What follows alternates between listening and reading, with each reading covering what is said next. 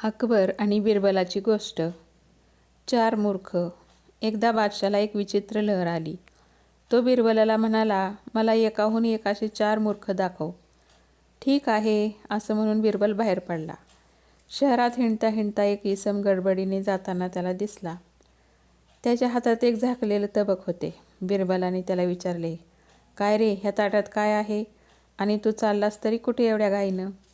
पण तो काहीच न बोलता पुढे जाऊ लागला. तेव्हा कुतूहल वाटून बिरबलाने त्याला थांबण्याची आज्ञा केली. तो इसम फार घाईत दिसत होता, पण बिरबलाचीच आज्ञा म्हणून तो थांबला.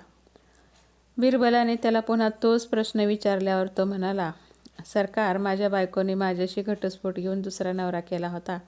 आता तिला मुलगा झाला आहे. आज त्या मुलाचं बारसे आहे, तेव्हा त्याच्याकरता ही मिठाई घेऊन जातो आहे. ते ऐकून बिरबल मनात म्हणाला, एक मूर्ख तर भेटला.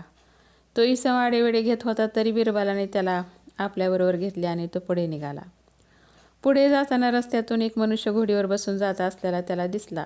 त्या मनुष्याने आपल्या डोक्यावर गवताचा भारा ठेवला होता आणि तो घोडीवरून चालला होता. ती मोज पाहून बिरबलाने त्याला विचारले, काय रे, हे काय? तो म्हणाला, सरकार, ही माझी फार आवडती घोडी आहे. माझा भार तिच्या पाठीवर आहे. आणखी वजन तिच्या पाठीवर पडू नये म्हणून मी हा गवताचा भारा माझ्या डोक्यावर घेतला आहे.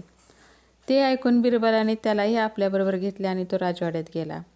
तेथे त्या दोघांची हकीकत सांगितली आणि बिरबल म्हणाला, सरकार, हे 2 मूर्खाचे नमुने. बादशाह म्हणाला, ठीक आहे, पण बाकीचे 2 नमुने कुठे आहेत? बिरबल म्हणाला, बाकीचे 2 इथेच आहेत सरकार. बादशाने विचारले, म्हणजे काय? म्हणजे असं सरकार, की मूर्खाचा शोध करणारा मी काय शहाणा आहे? मी 3रा मूर्ख, बिरबल म्हणाला. आणि 4था? बादशाने विचारले. बिरबल म्हणाला, माफ करा सरकार, पण मूर्खांना शोधून आणण्याचं काम सांगणारे 4थे मूर्ख आपणच.